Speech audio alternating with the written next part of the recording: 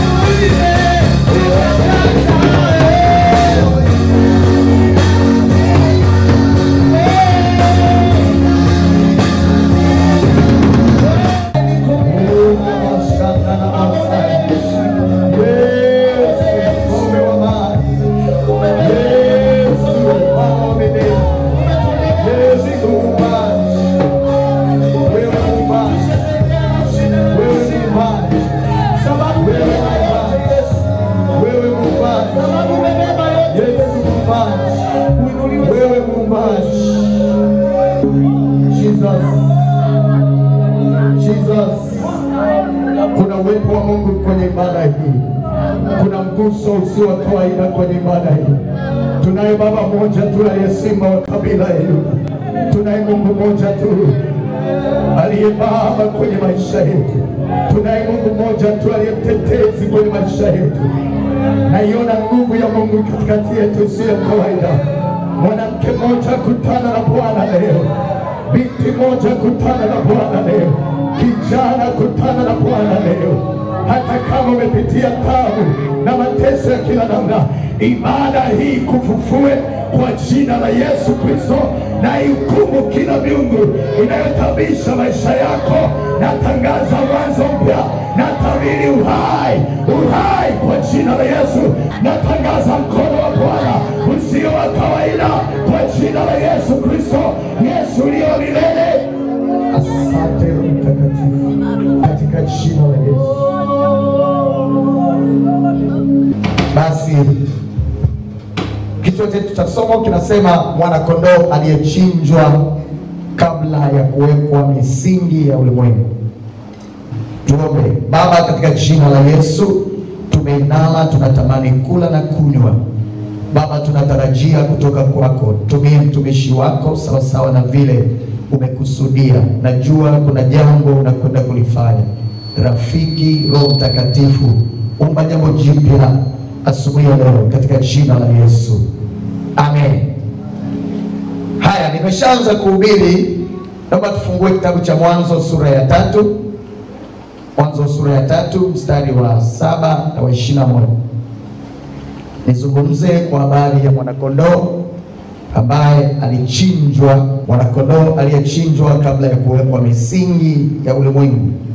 Mwanzo 3 mstari wa 7, alafu taruka kidogo usome ule mstari wa 21. Biblia inasema wakafumbuliwa macho wote wawili, wakajijua kuwa wa uchi, wakashona majani ya mtini, wakajifanyia nguo. Narudia, fundi mitambo wangu kabisuri na maiki. Mstari wa 7 unasema wakafumbuliwa macho wote wawili, wakajijua kuwa wa uchi, wakashona majani ya mtini, wakajivika nguo. Mstari wa 21 unasema Bwana Mungu akawafanyia Adam na mkewe mavazi ya ngozi, akawavika. Umeona mstari wa 21? Bwana Mungu akawafanyia Adam na mkewe mavazi ya ngozi, akawavika. Mstari wa 7 unaonyesha wao wenyewe walijiwekea mavazi au aina ya majani kutoka kwenye mti au mtini kama Biblia inavyozungumza, ili kusitiri utupu wao. Lakini mpango wa Mungu unakuja na kitu kinaitwa ngozi. Hebu mgeukie jirani, mwambie ngozi. Palipo na ngozi, maana yake huyo ni mnyama. Sasa nataka nizungumze kwa habari ya huyo mnyama. Wokovu ni mpango wa Mungu kamili ulioanza pale juu mbinguni, kisha Mungu akaweka kusudi la ukombozi kwa njia ya damu isiyo na hatia. Unabii huu wa ujio wa mwanakondoo huyu tunayemsema asiye na hatia, ambaye damu yake ni safi, yafaa kwa ajili ya utakaso wa dhambi, ulitimizwa katika hatua 4 tofauti. Kulikuwa na vivuli 4 vinavyomtamka huyo mwanakondoo ambaye ni Yesu Kristo. Vile vya 3 vilifanyika kwa namna yake, na hii ya 4 ndiyo hii tunayoikumbuka inayoitwa Pasaka. Tumeona ule mstari wa 21 kwamba Mungu akawavisha ile ngozi ya yule mnyama. Ilikuwa na maana gani? Angalia maandiko ya Rumi sura ya 13 mstari wa 14. Nitoe fasiri kidogo pale.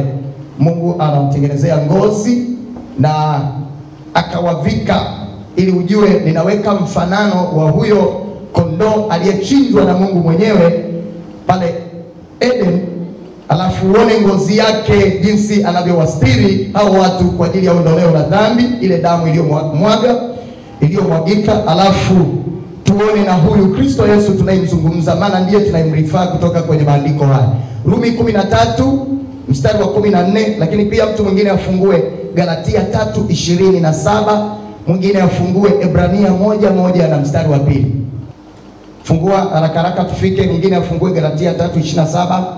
Bali mvaeni Bwana wetu Yesu Kristo. Unaona Bwana tunamvaa, ndio hiyo inayozungumzwa kwenye Mwanzo sura ya 3 mstari wa 21. Walivishwa ngozi ya yule mnyama. Fasili yake aliyokuwa anasubiriwa pale ni nani? Ni Kristo Yesu. Angalia Galatia pia 3:27. Galatia 3:27, maana ninyi nyote mliobatizwa katika Kristo mmemvaa Kristo. Maana ninyi nyote mliobatizwa katika Kristo mmemvaa nani? Sinaona jamani, tumemvaa nani? Kristo. Mungu ambaye huko zamani alisema na baba zetu kwa namna nyingi, zikiwepo ishara na mambo mengine aliyoyaratibisha Mungu, lakini mwisho wa siku sasa amesema na sisi kwa njia ya mwana ambaye ni Yesu Kristo. Sasa huyo ndiye anayesema tumvae Kristo Yesu, maana damu yake ni damu salama kwa ajili ya ondoleo la dhambi. Sema amina. Tunaona Mungu anawavisha Adam na Eva ngozi. Kondoo yule aliyepatikana pale au mnyama huyo aliyepatikana pale Eden hakutokana na mwanadamu wa aina yoyote, isipokuwa ulikuwa ni mpango wa Mungu. Mungu alijua jinsi ambavyo alimkuta wapi, na huyo ndiye ninayemsema sasa anaitwa mwana kondoo aliyechinjwa kabla ya kuwekwa misingi ya ulimwengu. Naomba niende haraka. Mwanzo sura ya 22 mstari wa 7 mpaka wa 17. Tutasoma mistari michache tu. Ukisoma hapo inaonyesha historia jinsi ambavyo Mungu amemwita Ibrahimu, akamwambia akaitike tendo jema la kumtoa Isaka kama sadaka ya kuteketezwa. Na baada ya hapo katika mlima ule jina likaitwa Jehova Jile, maana yake Bwana alijitwalia nini? Utukufu. Hebu fungua pia Yohana sura ya 3 mstari wa 16. Nisome haraka haraka. Yohana 3:16 inasema, kwa maana jinsi hii Mungu aliupenda ulimwengu hata akamtoa mwanawe pekee, ili kila mtu amwaminie asipotee, bali awe na uzima wa milele. Haya, fungua Mwanzo 22:9, tudokeze kidogo hiyo mistari tuone inasemaje. Mwanzo 22:9 inasema, ndio, wakafika mahali pale alipoambiwa na Mungu.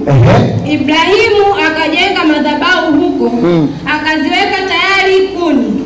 Kisha akamfunga Isaka mwanawe, akamweka juu ya madhabahu, juu ya zile kuni. Ibrahimu akanyosha mkono wake, akakitwaa kisu ili amchinje mwanawe. Ndipo malaika wa Bwana akamwita kutoka mbinguni akasema, Ibrahimu, Ibrahimu. Naye akasema, mimi hapa. Akasema, usimnyoshee kijana mkono wako, wala usimtendee neno, kwa maana sasa ninajua ya kuwa unamcha Mungu, iwapo hukunizuilia mwanao wa pekee. Ibrahimu akainua macho yake akaangalia, na tazama, kondoo mume yuko nyuma yake, amenaswa pembe zake katika kichaka. Umesikia hiyo mistari? Ibrahimu alipovua macho yake nyuma akaona kondoo mume. Huyo kondoo mume tunayemsema ndiye aliyetukusanya. Watu wametoka Tanga, wametoka wapi, kwa makabila yao, kwa kazi zao, tumekusanywa dunia yote, tumepewa mwaliko wa kufanyika wana wa Mungu aliye hai. Mpigie Bwana Yesu makofi. Huu ni ushindi mkubwa sana. Yawezekana maisha yetu yasingekuwa na ramani, lakini baada ya matendo makubwa haya ya kiroho yaliyofanyika, tunao ujasiri. Maandiko yanasema tuna ujasiri wa kupaingia patakatifu pa Bwana kwa njia ya damu ya Yesu Kristo wa Nazareti aliye hai. Mara nyingi nimekuwa nikifikiri kama matendo haya ya upendo wa ajabu yasingefanyika, sijui maisha yetu yangekuwa wapi. Wengine tungekuwa warevi huko, maisha yetu yangekuwa yameshaharibiwa, tungeshazeeka. Lakini tuko ndani ya Kristo Yesu. Ninaposoma mambo haya ninatiwa nguvu ya kwamba Mungu hajaniacha peke yangu katika jina la Yesu Kristo. Wewe mwanamke uliye mahali hapa, wewe baba uliye mahali hapa, nasema haujaachwa peke yako katika jina la Yesu Kristo wa Nazareti. Uko mpango wa Mungu ulio kamili, hauko peke yako. Mgeukie jirani mwambie hauko peke yako. Mwambie baba yako yuko pamoja na wewe. Namba 3, hayo yote yalikuwa na mfasiri Yesu Kristo. Mwanakondoo amenaswa kwenye kichaka. Mahali pale ukiendelea kusoma maandiko yanasema pakaitwa Jehova Jile. Wakati huo, kwa nini? Kwa sababu Bwana amejitwalia utukufu. Kivuli namba 3 kilichokuwa kikimfasiri Kristo Yesu, huyo mwanakondoo mume ambaye hana hila wala wa. Namba 3 tunasema kondoo mume aliyechinjwa katika nchi ya Misri utumwani. Alichinjwa na wale watu wa Mungu. Kondoo mume aliyechinjwa katika nchi ya Misri pale utumwani. Huyu alipewa jina la Pasaka. Pasaka. Alipewa jina la nani? Pasaka. Pasaka wetu. Alikuwa ni kondoo mume au aidha mbuzi wa umri fulani. Ukisoma kitabu cha Kutoka sura ya 12 ile, ukisoma chote kwa muda wako unaweza ukaelewa. Tayari mambo yalishafanyika. Hatuwezi kuwa chini ya mamlaka za kimapepo na ufalme wa adui. Kuna kazi kubwa Mungu ameifanya. Nenda haraka haraka ili pale mbele niombe na wewe. Saa chache kutakuwa na mbilinge hapa. Jiandae, mkono wa Mungu uko kazini kwa ajili yetu. Sema amina. Haya, fungua kitabu cha Wakorintho wa kwanza sura ya 5 mstari wa 7. Huyo anaitwa Pasaka. Yule mwana kondoo aliyechinjwa akichukuliwa kwenye mazizi ya wana wa Israeli wakiwa utumwani pale Misri alipewa jina la Pasaka. Pasaka. Korinto wa kwanza sura ya 5 mstari wa 7. Biblia inasema basi jisafisheni mkatoe ile chatu ya kale mpate kuwa donge jipya kama vile mlivyo hamkutiwa chachu, kwa maana Pasaka wetu amekwisha kutolewa kuwa sadaka, yaani Kristo. Pasaka wetu amekwisha kutolewa kuwa sadaka, yaani Kristo. Sifa za huyu, andika sifa za huyu mwanakondoo tunayemzungumza. Sifa za huyu mwanakondoo. Kwa wenzetu, sifa kwa huyu mwanakondoo. Sifa za huyu mwanakondoo. Huyu mwanakondoo lazima awe ni mwanamume. Walimchukua mwanakondoo mwenye sifa ambaye hana ulemavu, hana kasoro, hana dosari, lakini lazima awe mume wa mwaka mmoja. Namba 2, awe ni wa mwaka mmoja, yani kijana. Yesu alimwachilia mwanae Yesu Kristo, yani Mungu alimwachilia mwanawe Yesu Kristo ambaye ni kijana. Lakini pia sifa namba 3 tunasema hana wa, damu yake haina kasoro ya namna yoyote ile. Angalia Petro wa kwanza, waraka wa kwanza wa Petro sura ya kwanza mstari wa 18 na 21. Sifa za huyo. Hizi ni sifa za Yesu, wala si kondoo yule wa mwilini aliyechinjwa. Kwa maana halisi ya agano jipya huyu ndiye Kristo Yesu. Kwa hiyo yule aliyechinjwa katika mlima wa Moria alikuwa akimwakilisha Yesu Kristo, na yule pia aliyechinjwa akichukuliwa katika mazizi ya wana wa Israeli wakiwa utumwani Misri alikuwa akisimama kwamba ni kivuli cha kumwakilisha nani? Yesu Kristo. Lakini kule Edeni pia Mungu mwenyewe alifanya kuwastiri Adam na Eva. Yule mnyama aliyechinjwa alisimama akimwakilisha Yesu Kristo. Soma waraka wa kwanza wa Petro sura ya kwanza mstari wa 18 wa 21. Nanyi mfahamu kwamba mlikombolewa si kwa vitu viharibikavyo kwa fedha au dhahabu, mpate kutoka katika mwenendo wenu usiofaa, ndio mlioupokea kwa baba zenu, ndio, bali kwa damu ya thamani kama ya mwana kondoo asiye na ila, asiye na wa, yani ya Kristo. Naye amejulikana kweli tangu zamani kabla haijawekwa misingi ya dunia. Wangapi wanamsikia vizuri maneno haya? Huyu mwanakondoo amejulikana kabla ya kuwekwa misingi ya nini? Ya dunia. Kabla haijawa, tayari Mungu ameratibu namna ya mimi na wewe kupatikana. Jamani, Bwana asifiwe sana. Haleluya. Mungu ameratibisha kabla ya kuwekwa misingi ya dunia. Amekwisha kugonga mihuri ya utambulisho wa sisi ya kwamba sisi ni watoto wake. Hata kuzimu ingeliandamana haitaweza kubatili mpango huu wa Mungu wa makusudi mema kabisa, wa mawazo mema kabisa. Ndio tuna ujasiri hata sasa. Unione siku moja ninapotembea huko barabarani nikiwa nakumbuka, najua ya kwamba nimegharamiwa, najua ya kwamba mimi ni mtumishi wa Bwana. Huwa ninatembea nina nguvu namna hii, maana ninajua niliyembeba sio wa kawaida. Ndani yangu ananena, ananijulisha ya kwamba maisha yangu sio ya kawaida. Nimenunuliwa kwa gharama katika jina la Yesu.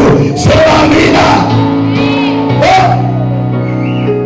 Angalia maandiko haya, Ufunuo sura ya 5. Ngoja nisome mwenyewe vizuri. Ufunuo sura ya 5, uone maneno haya jinsi yalivyo mazuri. Nataka nimalize. Kuna watu wako nyumbani pia wanatufuatilia. Ibada hii ni ya baraka kwa ajili yako. Neno hili tunalolitamka ni kwa ajili yako. Mungu akuinue hapo ulipo katika jina la Yesu Kristo. Endelea kufuatana nasi.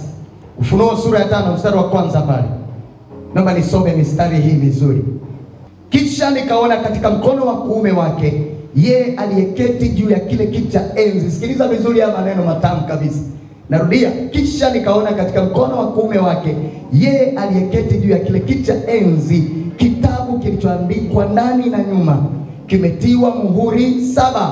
Nikaona malaika mwenye nguvu akihubiri kwa sauti kuu, ni nani astahilie kukifungua kitabu na kuzivunja muhuri zake?